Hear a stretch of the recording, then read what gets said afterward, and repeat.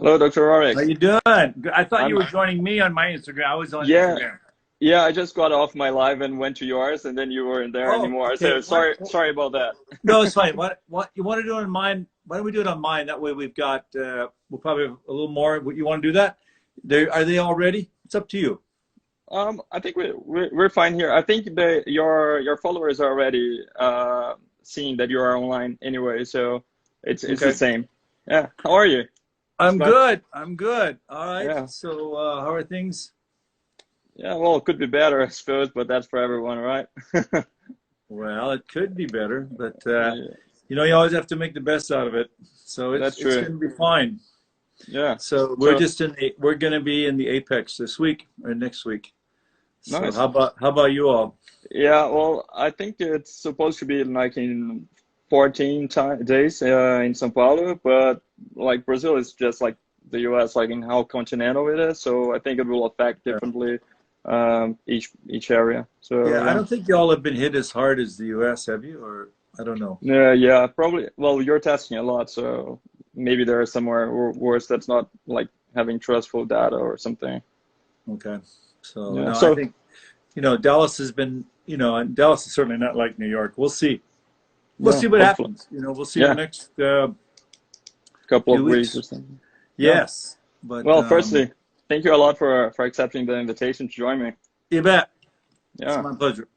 yeah. So it's always interesting to watch your lectures about surgical techniques and everything. Obviously, you're an expert in facelift, rhinoplasties, but usually in the American meetings, the ASPS or ASAPs, they're usually the moments to talk more about entrepreneurship, leadership, Hmm. and that's something that I think lacks for us as young surgeons, like to talk about that. And it's not a common topic in Brazilian Right. conferences.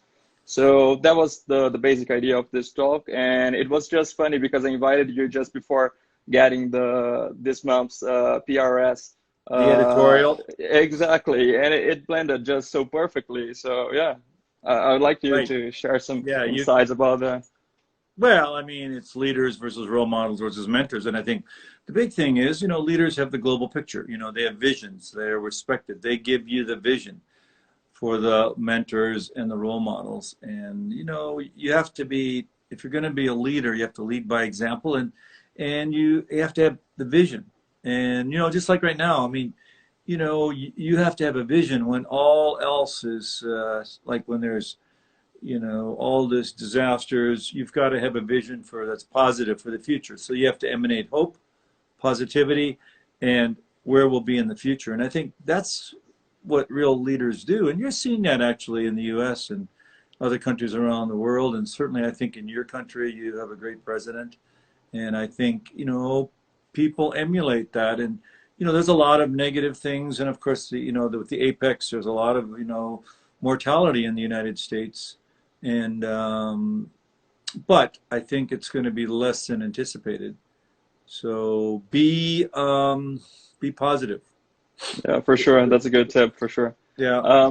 You always talk about being goal driven. Like if you have you have to have a goal in order to try to be yourself and achieve that goal. And in our specialty in plastic surgery specifically, like when you're in an early age, like a young surgeon just out of residency or fellowship, Right. do you have any specific tips or Well, do's or don'ts for that specific time of life? well, I think being goal and purpose driven is an absolute essential, because just like now, when we're no longer doing our routine, you can't stop and say I'm just going to be laying in bed. You have to be goal and purpose driven. You have to have your routine. Like my routine is I do my top three things of that day, and then once I accomplish that, everything else is add-ons, and it's excellent. So basically, be goal driven, do daily goals, set short and intermediate and long-term goals, and have your routine for giving back. I mean, as humans and as physicians, we have to give back. I mean, that's who and what we are. And you can see that today, all the physicians and healthcare providers and the first responders are on the front lines. And I think that's really important. I mean, usually it's the opposite, and it's a war against a virus, not a physical war. So you can see that in New York, the amazing medical personnel, and they're, you know, they're getting sick, and some have died. And so, and look at Italy. I mean, I think that over 50 physicians died, but they are at the front line. So, you know, being a leader means that you set the standard, set the goals, but you have to live that. You can't just say and talk about it. If you truly are a leader, you set the example. You know, it's like a general going to battle. I mean, you know, if he hasn't fought any battles, you know, it's gonna be hard to follow him. That's true. So, Yeah. Another question. There's a lot of new technologies, and yeah, like everyone in the specialty recognizes you as an early adopter of a lot of different technologies, being like in plastic surgery or even social media and everything. right. What would you say are the latest technological developments in our specialty, and the ones that you would think that will shape the specialty in the near future? And Well, technology has really, you know, a curve of the zealot phase, and then it's the acceptance, and then it's the scientific, and then it's the pragmatic phase. But the most important thing in medicine, it has to be safety driven and science driven. Okay, safety and science have to go together. That's why new technology, we try it out all the time. But if it's not going to be safe, then don't do it. And that's why, you know, like for instance, the bimodal radio frequency technology today, that's very safe. You can test the internal, external temperatures, and you can see how much dermal temperature is and the external temperature. So that's safe technology. But, you know, you've got to be able to properly train to do it. Now, also, its short and long-term effects are yet to be seen. But so do things that are safe, that are science-based, and that aren't market-based. And I think it'll be well. I mean, look, lasers have done that.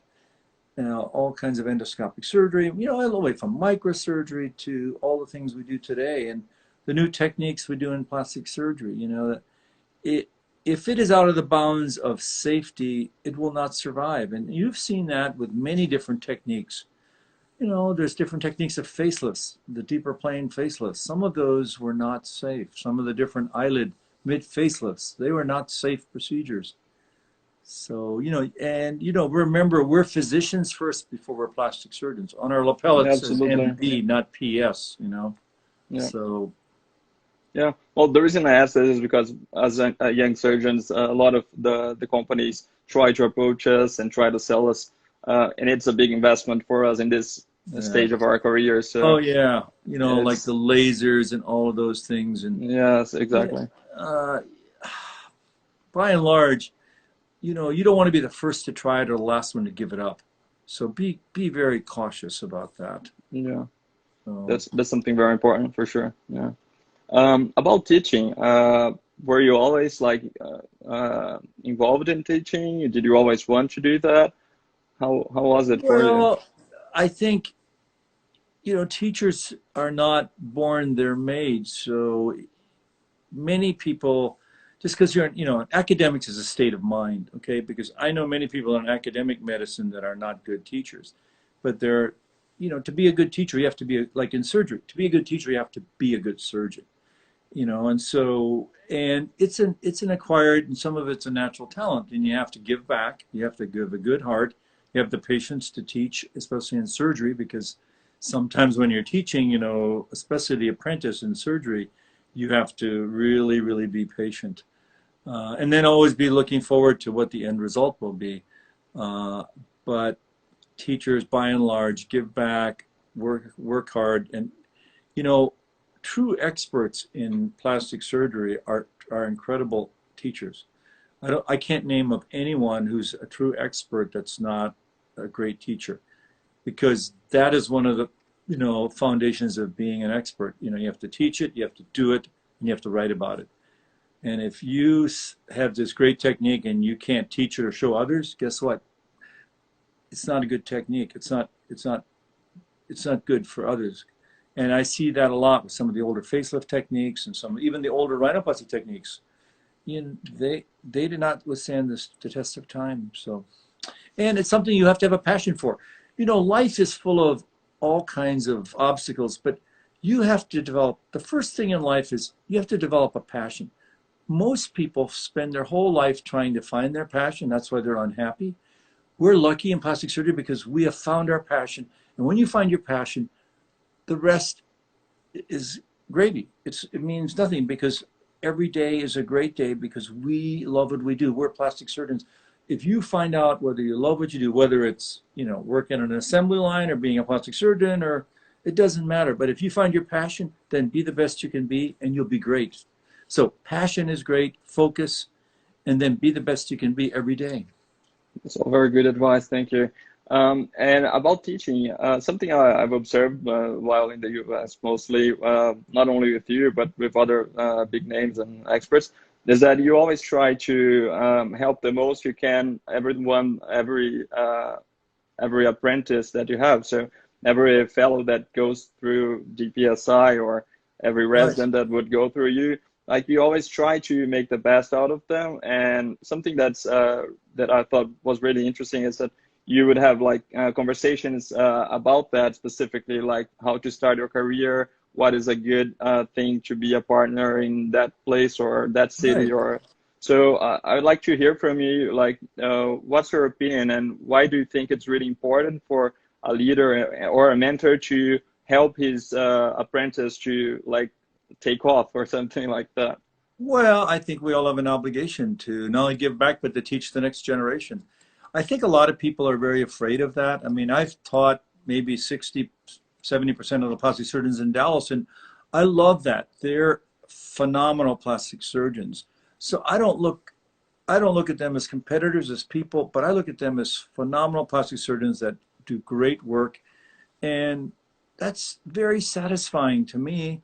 And if you look at it the other way, my goodness, I'm actually, you know, I'm busier than ever before, but I have a global practice. And so I think that you have to have the right perspective, that giving back is important. And it has to be not only in your mind, but also in your heart.